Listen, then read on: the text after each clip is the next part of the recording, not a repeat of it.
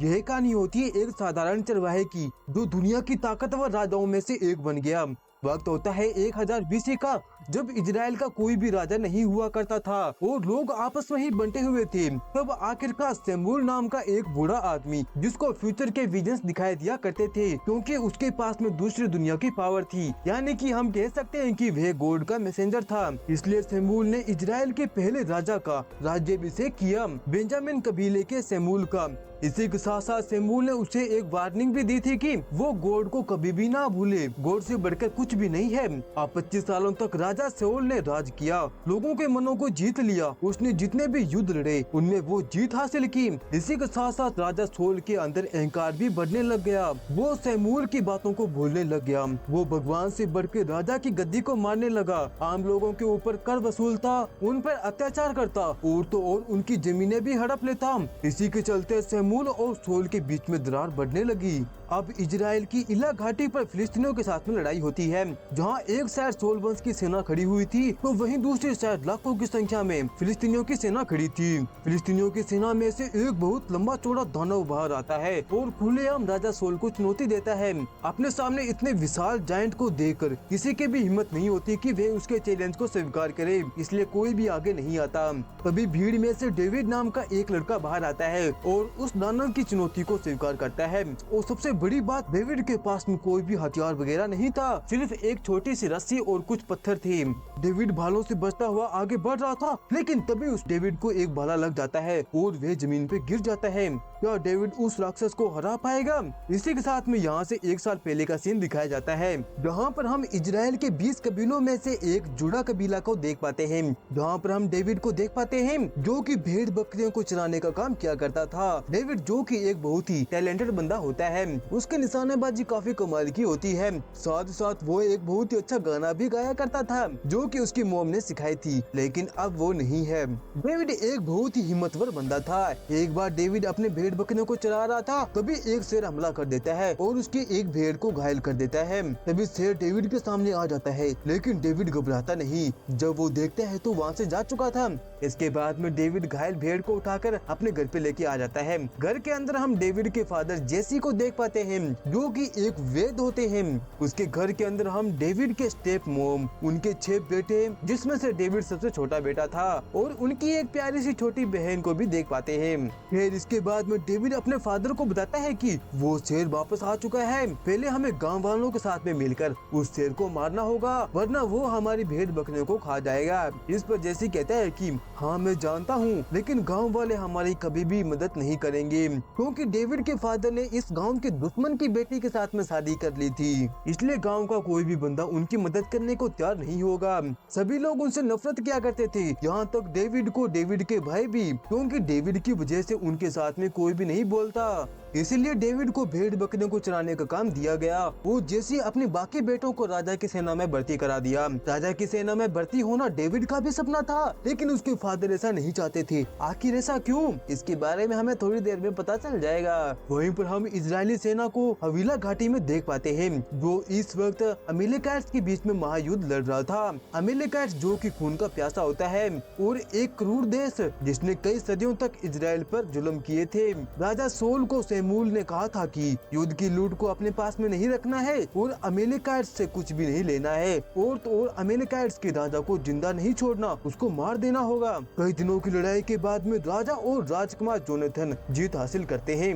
वहीं एक साइड लोग जीत का जश्न मना रहे होते हैं, तो वहीं दूसरी तरफ अमेलेकाइट्स के बेटे ने बॉर्डर गांव पर हमला करके सब कुछ तहस नहस कर दिया था। सभी गांव वाले को मौत के घाट उतार दिया, क्योंकि इजराइल के सभी सोल्जर युद्ध में गए हुए थे। इसी का फायदा उठाकर अमेलेकाइट्स के बेटे ने उस पर हमला कर दिया और सभी मारे गए। सिर्फ एक छोटा लड़का जिंदा बचता है, जो कि एक जगह पर इशारा करता है, जहाँ पर एक बहुत ही बड़ा हाथ का छाप था, जिसको देखकर सभी काफी शौक ले जाते हैं कि यह कैसे हो सकता है, लेकिन इसको वो इग्नोर कर देते हैं। उनको लग रहा था कि शायद ये उनका दुश्मन की कोई चाल होगी उनको डराने की, इसलिए राजकुमार उस छोटे बच्चे को अपने साथ में लेकर अपने कैंप के अंदर आ जाता है। इतनी बड़ी युद्ध जीत लेने के बाद में सभी जश्न मना रहे होते हैं। और तो और जो बात सैमुअल ने ना करने को कही थी, यानी कि राजा युद्ध से कोई भी माल को नहीं लूटेगा, लेकिन राजा युद्ध का सारा माल लूट लेता है और अपने 20 कबीलों में बांट देता है। और तो और राजा सोल ने अमेरिका के राजा को मारता नहीं, बल्कि उसे बंदी बनाकर अपनी जूती के नीचे रखता है, क्योंकि वह दुनिया वालों को दिखाना चाहता था कि वह कितना बहादुर है। सीन शिफ्ट होता है और हम डेविड को देख पाते हैं जो अपनी भेड़ बकरियों को चला रहा था। तभी उसके घर पर शेर का हमला हो जाता है और घर में डेविड की छोटी बहन थी जो कि जोर जोर से चिल्ला रही थी। इसलिए बिना कुछ सोचे डेविड घर की तरफ भागता है। वो अपनी बहन को सही सलामत देखकर काफी खुश होता है। अचानक शेर के हमला होने की वजह से वो काफी डर गई थी, इसलिए डेविड अपने पिता की एक भी बात सुने बिना उस शेर को मारने के लिए निकल पड़ता है अकेला। खैर वहीं यह बात सैमुअल को जैसे पता चलती है कि राजा ने उसकी बात को नहीं मानी है, राजा से मिलने के लिए आ जाता है और उसको वो बातें बताता है जो उसने विजन्स में देखी थी, यानी कि गॉड के मैसेज को बताता है। सोल को राजा बनाकर मैं पछता रहा हूँ, उसने मुझसे मुँह मोड़ लिया, मेरे आदेश का पालन नहीं किया, यानी कि सोल ने अमेरिकैट्स के राजा को नहीं मारा।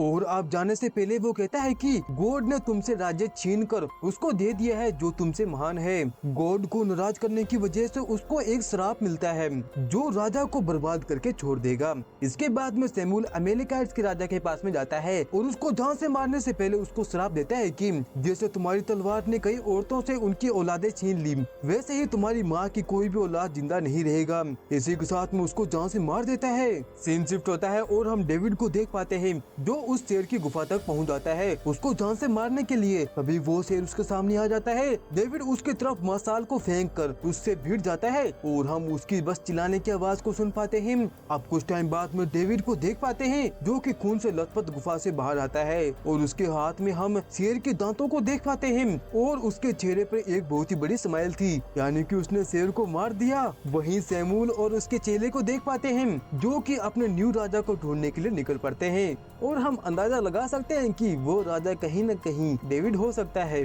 डेविड उस शेर को मार देने के बाद में बहुत खुश था और अपने घर की तरफ निकल पड़ता है। तभी हम उसके एक फ्लैशबैक को देख पाते हैं जब डेविड की माँ जिंदा थी। पूरे गांव वाले मिलके डेविड और उसकी माँ को ताना मारा क्या करते थे। आखिरकार इनको ताना क्यों मारते हैं आपको पता होगा, क्योंकि मैंने पहले बता दिया है। इसके चलते डेविड के साथ में कोई भी नहीं खेलता, यहाँ तक उसके भाई भी। इसलिए डेविड नाराज होकर घर से बाहर चला जाता है और एकांत में बैठ जाता है। तभी वहाँ पर वो शेर आ जाता है जिसको डेविड ने अभी अभी मारा था।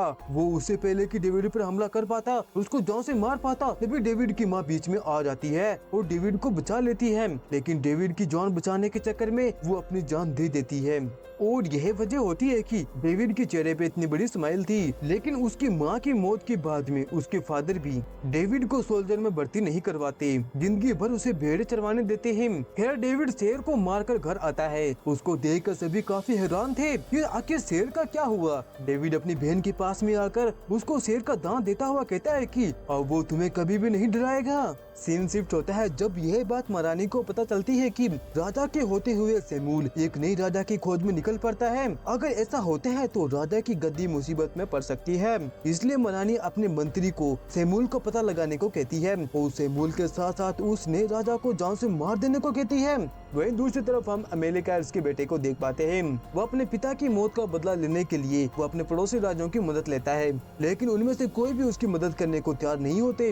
इसके बाद में राजकुमार अपने घोड़े को तैयार करने को कहते हैं और अपने साथियों को कहता है कि हमें अब न्यू देवता को बुलाना पड़ेगा। इसी के साथ में यहाँ से सीन शिफ्ट होता है जुड़ा कबीले में। वहाँ पर आज युद्ध से सभी सोल्जर घर पे आ गए थे और तो और जुड़ा कबीले के सरदार के बेटे की शादी भी थी, इसलिए वहाँ पर दोनों राजकुमारी आई थी, क्योंकि राजा इसलिए नहीं आ पाए क्योंकि उनकी हालत बहुत ही खराब थी। फिर वहीं पर डेविड गाना गाकर चार चांद लगा देता है। वहाँ पर सारे गांव वाले डेविड के गानों में खोकर नाचने लग जाते हैं, लेकिन डेविड के गाना सुनकर राजकुमारी माइकल को बहुत ही पसंद आती है, इसलिए राजकुमारी डेविड के पास में आकर बातें करती है और उसके गाने की तारीफ करती है। अब कहीं न कहीं डेविड राजकुमारी को पसंद करने लग गया था। अब इनकी लव स्टोरी आगे बढ़ पाती, तभी वहाँ पर सेनापति आ जाता है जो राजकुमारी को लेकर वहाँ से चला जाता है। फिर अब नेक्स्ट मॉर्निंग डेविड अपने बड़े भाई को निशानेबाजी में चैलेंज करता है, लेकिन डेविड का बड़ा भाई चूक जाता है, यानी कि हार जाता है। मगर डेविड एक बार में 2 घोड़ों को तोड़ देता है, यानी कि वह इस चैलेंज के अंदर जीत जाता है। इसके बदले में डेविड कुछ नहीं मांगता, वो बस राजा की सेना में भर्ती होना चाहता था। लेकिन डेविड का बड़ा भाई जानता था कि डेविड डेविड युद्ध के अंदर 4 कदम भी आगे नहीं चल पाएगा, वो मारा जाएगा। लेकिन डेविड उसकी बात नहीं मानता और राजा की सेना में भर्ती होने के लिए जिद करने लग जाता है। इसलिए गुस्से में आकर डेविड का बड़ा भाई डेविड को उस जगह पे ले जाता है जहाँ पर अमेरिकाइट्स के राजकुमार ने पूरा गांव तबाह कर दिया था। वहाँ पर डेविड को इसलिए लेके जाता है, वह उसको मौत दिखाना चाहता था कि मौत कैसी होती है। जहाँ पर डेविड अपने चारों तरफ लाशें देखकर शोक रह जाता है। इसी के चलते वो एक घर के अंदर चला जाता है। तभी डेविड के सामने अमेरिकाइट्स का राजा आ जाता है और अब इससे पहले कि वो उसको जान से मार पाता, तभी उसका बड़ा भाई एन वक्त पर भाला फेंक कर उसको बचा लेता है। इसके बाद में यह दोनों जैसे तैसे बचते हुए वहाँ से भाग जाते हैं। लेकिन तभी अमेरिकाइट्स का राजकुमार डेविड के ऊपर तीर चला देता है। अब डेविड को बचाने के चक्कर में उसका बड़ा भाई आगे आ जाता है और वो तीर उसके बड़े भाई को लग जाती है। इसके बाद में राजकुमार इनको ऐसा छोड़कर वहाँ से चला जाता है। डेविड अपने घायल भाई को जैसे तैसे उठाकर अपने घर पे लेके आता है, जहाँ पर जेसी अपने बेटे का ट्रीटमेंट करता है और उसकी जान बचाता है। इसका जिम्मेदार डेविड अपने आप को मान रहा था और डेविड के बड़े भाई की जान जोखिम में डालने की वजह से उसका पिता उसको भेड़ चराने के लिए भेज देता है। वहीं पर हम राजा सोल को देख पाते हैं, जिसको सेमूल ने जब से श्राप दिया है उसकी हालत काफी खराब हो गई थी, जैसे कि वो पागल सा हो गया हो। उसको अजीबोगरीब सपने आया करते थे।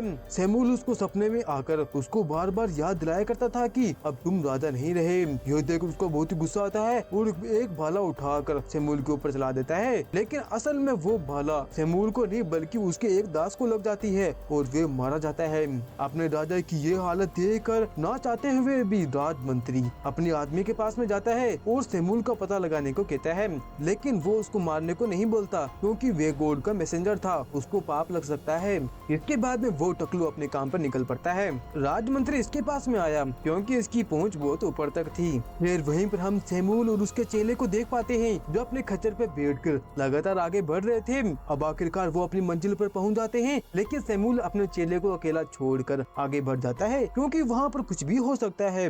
लेकिन तभी सेमूल के चेले के पास में वो टकलू आ जाता है जो उसको टॉर्चर करता है और उसको जान से मारने से पहले वो उसको सेमूल का पता पूछ लेता है। फिर वहीं पर हम महारानी को देख पाते हैं जो अपने राजा के ऊपर से सेमूल का श्राप हटाने के लिए अपने मंत्री के साथ में एक सेमन के पास में जाती है। को काला जादू में महारत हासिल थी, इसी के चलते राजा ने उसको देश निकाल दिया। काफी मनाने के बाद में वो आखिरकार तैयार हो जाती है और राजा सोल के ऊपर से सेमूल के श्राप को बेअसर करने लग जाती है। वहीं पर हम सेमूल को देख पाते हैं जो अपने नए राजा की खोज करते करते डेविड के घर तक पहुंच जाता है। यहाँ पे सेमूल जेसी के सभी बेटे को अपने सामने बुलाता है, लेकिन उनमें डेविड नहीं था क्योंकि वे भेड़ बकरी चरा रहा था और इस घटना के बाद में वे उसको अपना बेटा नहीं मानता। जहाँ सेमूल पहले कोई मंत्र वगैरह करता है, इसके बाद में वो जेसी के 500 बेटों के दिल के ऊपर हाथ रखता है, लेकिन उसको कोई भी एहसास नहीं होता। इसी के साथ में वो काफी हैरान हो जाता है, लेकिन गॉड ने उसको यहाँ पर भेजा है, यह कैसे हो सकता है। तभी सेमूल गुस्से में आकर जेसी से पूछता है, तुमने मुझे झूठ कहा, तुम्हारा कोई भी बेटा नहीं है।